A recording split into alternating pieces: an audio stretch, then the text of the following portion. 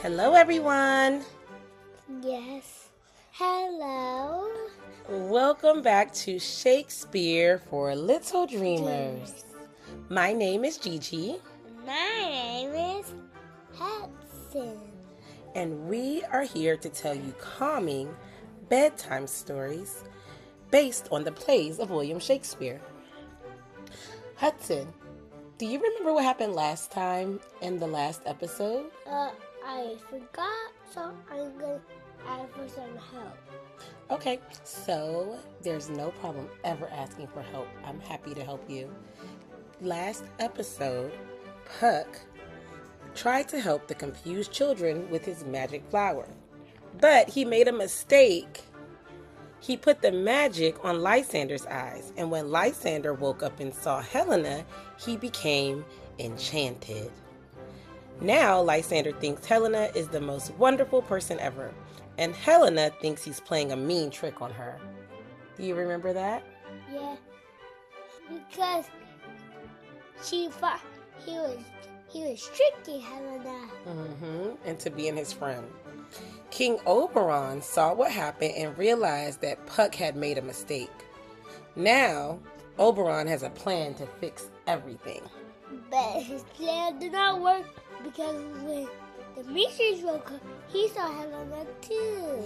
Well, we haven't gotten there yet, but tonight things are going to get even more bewildering before they get better. Which brings me to our word of the day. Today's word of the day is bewildered. Great job. Bewildered means very, very confused. It's even more confused than just regular confused. In our story tonight, everyone is going to feel bewildered. So when you hear the word bewildered, be sure to wiggle your fingers. Or boop. Or touch your nose. Boop. And boop means tap your nose. Boop. Okay, everyone. Settle in. Are you ready for our story? Yes. Let's continue our magical story. Chapter 5. Magic gone wrong. High in the trees, King Oberon explained his plan to Puck. The magic flower had been used on the wrong boy, but Oberon thought he knew how to fix it. If they put the magic flower juice on the other boy's eyes, the one named Demetrius, then maybe both boys would like Helena, and everything would balance itself out. Perhaps then the confusion would end. Puck nodded and flew off to find Demetrius. High in the trees, King Oberon explained his plan to Puck. The magic flower had been used on the wrong boy, but Oberon thought he knew how to fix it. Oberon told Puck to find the boy named Demetrius and put the magic flower juice on his eyes. Oberon thought that this would fix Puck's mistake and end the confusion. But what Oberon didn't realize was that his plan was about to make things even more mixed up than before. Puck nodded and flew off to find Demetrius. Demetrius was still wandering through the forest, calling softly for Hermia. He had been searching for so long, and he was very tired. He finally sat down against a tree to rest just for a moment. But a moment was all it took. Demetrius' eyes closed and he fell into a deep sleep. Puck found him there and carefully squeezed a drop of the purple flower's magic onto Demetrius' closed eyelids. The magic soaked in, ready to work its spell. Just then, Helena came running through the trees.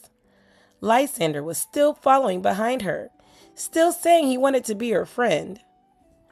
Helena was trying to get away from him because she thought he was being mean and teasing her. As Helena ran past, she accidentally bumped right into sleeping Demetrius. Demetrius woke up with a start. His eyes opened, and the very first person he saw was Hermia. Helena. Helena. The magic worked instantly. Demetrius blinked and looked at Helena with wonder. Suddenly, he thought she was the most amazing person he had ever met. He jumped to his feet and told her how wonderful she was. Helena stopped running. She stared at Demetrius in disbelief. Now Demetrius too? First Lysander had started acting strange, and now Demetrius? Helena felt even more hurt and bewildered than before. She was certain now that both boys were playing a cruel trick on her. They must have planned this together.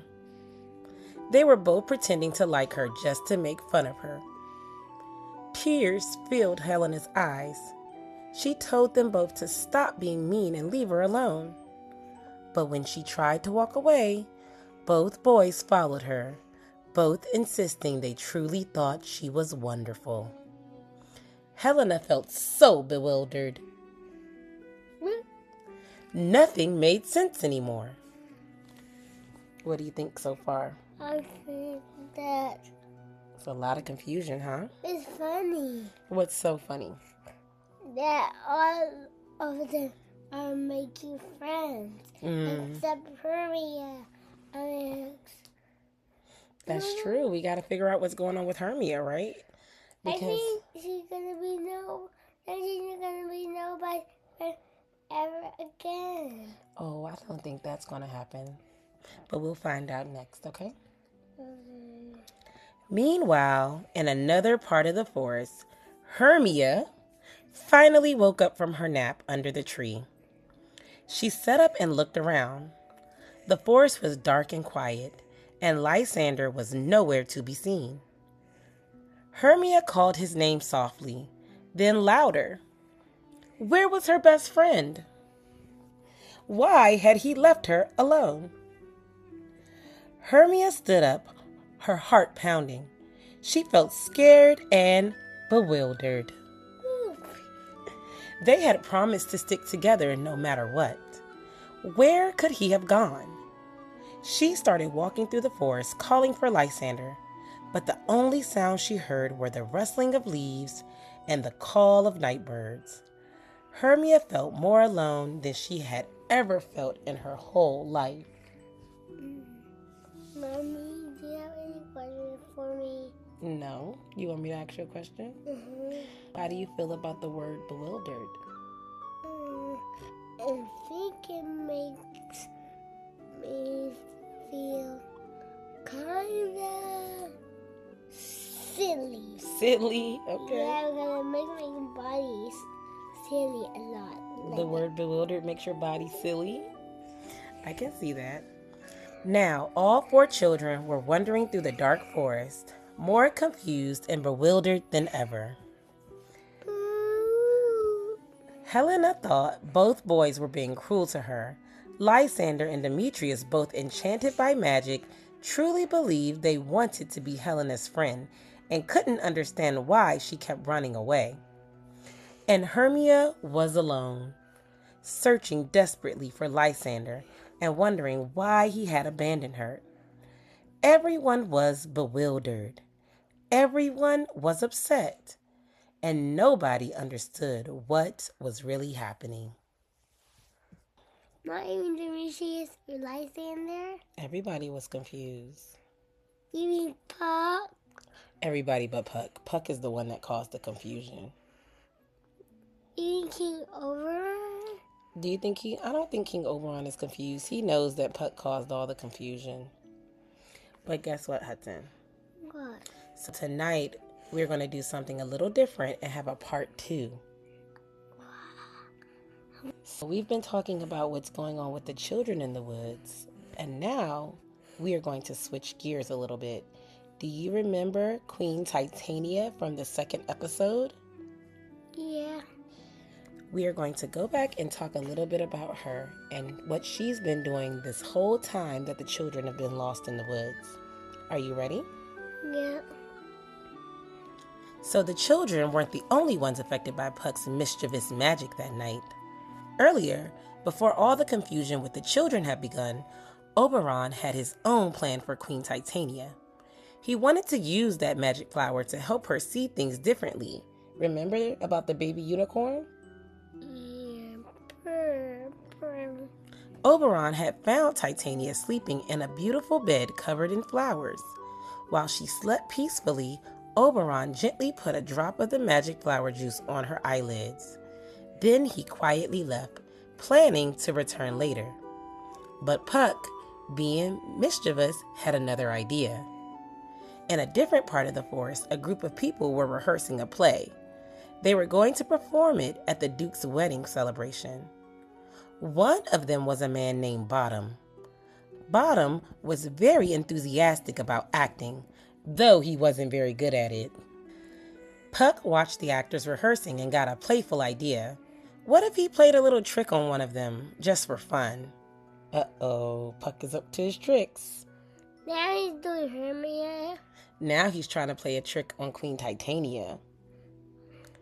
When Bottom walked away from the group for a moment, Puck used his magic. In an instant, Bottom's head transformed into a donkey's head. Bottom didn't realize what had happened at first, but when he walked back to his friends, they all screamed and ran away. They thought he looked like a monster. Bottom was confused. He didn't know his head had been changed. He thought that his friends were playing a trick on him by pretending to be scared. So he sat down and started singing a song to himself to show he wasn't upset. His singing echoed through the forest, a loud, braying sort of song because of his donkey head. Yee-haw! What sound does a donkey make? Yeah. Yeah. The singing reached Titania's bed where the fairy queen was just beginning to wake. Titania's eyes fluttered open. She sat up, looking around to see who was making that interesting sound. And the first thing she saw was Bottom, walking towards her, still singing his braying song with the head of a donkey. Because of Oberon's magic flower, Titania immediately thought Bottom was the most wonderful, handsome creature she had ever seen. She didn't notice the donkey head at all. To her enchanted eyes, he looked perfect. Titania called out to Bottom. She told him how wonderful he was. She said she wanted him to stay with her in the forest, and she would have her fairy servants bring him anything he wanted. Sweet honey, fresh berries, the softest pillows to rest on. Bottom was very bewildered. Why was this beautiful lady being so nice to him? He didn't understand, but he thought it was rather pleasant, so he agreed to stay.